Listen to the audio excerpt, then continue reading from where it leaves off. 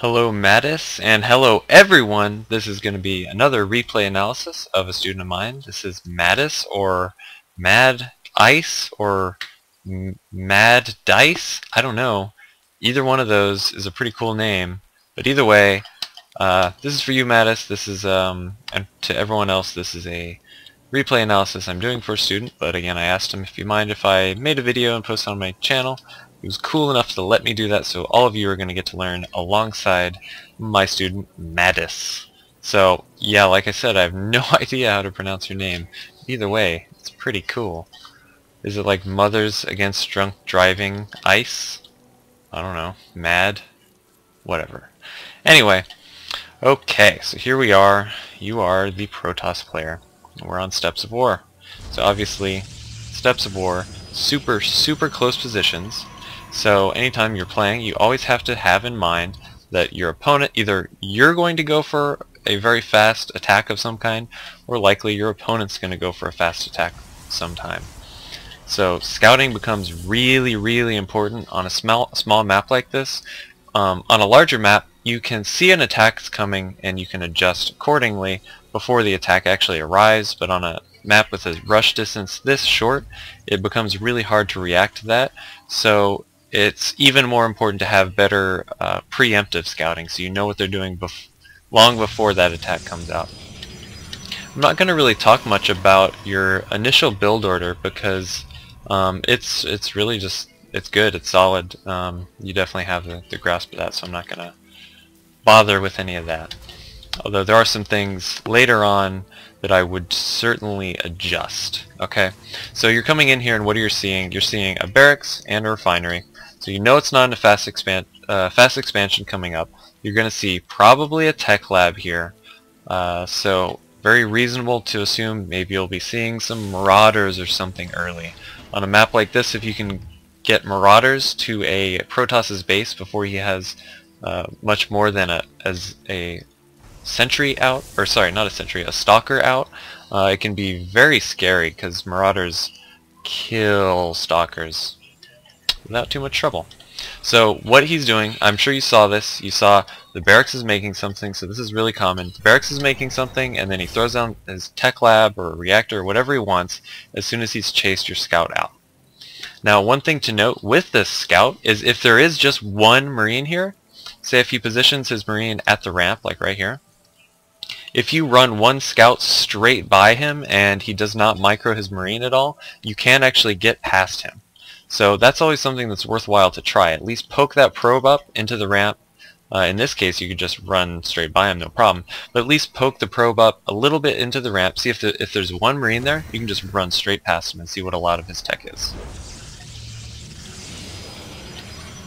So obviously you're doing very normal Protoss opening, skipping the first zealot, which has its pros and cons, but you're going straight for the stalker, chrono boosting out the stalker and getting warp gate. Very good, very good. And also you got this gas, the second gas pretty quickly. I think it was going down right as the cybernetics core was going down as well, so going to end up with a lot of gas, certainly, for a robotics facility. Okay, so the robotics facility. This is a one gate straight to robo, which is as fast of a tech as you can go, really. And kind of risky in my opinion. In fact, I would probably prefer to get this second gateway out before the robotics facility, just so you can, in case there is some kind of early pressure coming, you can start pumping out some gateway units a little more. If this Terran player, for instance, had gone for this like 3 barracks play that is pretty easy to pull off as a Terran player, and especially on a map like this where you go one tech lab or 2 tech labs and 1 reactor barracks, there's a push that can come out that I think could punish this build pretty well, because you are going for this tech so fast and this tech isn't really going to kick in for a while for you. So if you had a lot of marines and just like a couple marauders coming up and you didn't have just perfect force fields, that could be an issue. Now I was thinking about backing up, but I guess I already said it, that you could run a probe past here, because at this point you really need to know what the Terran player is doing. In terms of vision, nothing since the beginning, which is kind of to be expected, really. Unless you can sneak that probe in, there's really no other way you can scout, except for you did get a robotics facility really, really fast.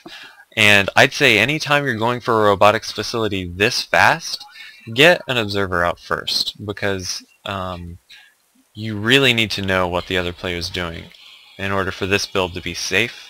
And going for the robotics facility, I would always get that observer pretty quickly, because there's all kinds of deadly timing attacks that the Terran player could be doing that you need to know about, and your only way to know about it is with that observer. So I highly recommend getting an observer first. You know, at this point you don't even know if this immortal is going to be any good for you. He could be going for Banshees for all you know. You're seeing a couple Marauders, so Banshees are a little less likely because he is spending money there.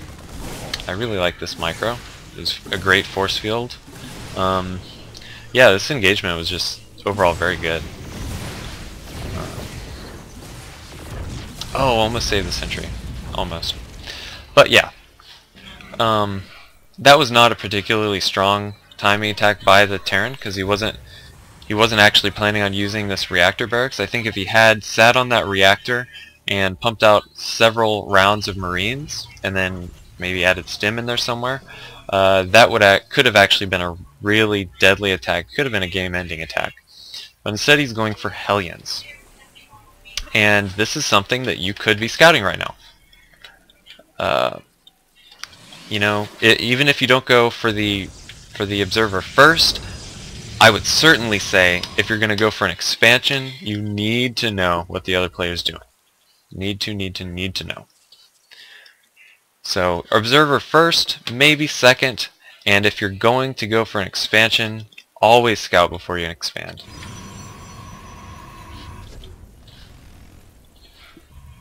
Also at this point, you could just be, you know, it's really okay to just sacrifice a probe, and you could just run a probe up the ramp, or just, like, you know, let's pretend we're a little bit before these Hellions moved out.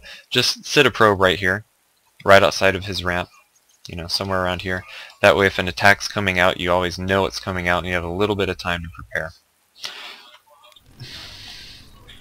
So these Hellions are coming out, and they're going to do a run-by.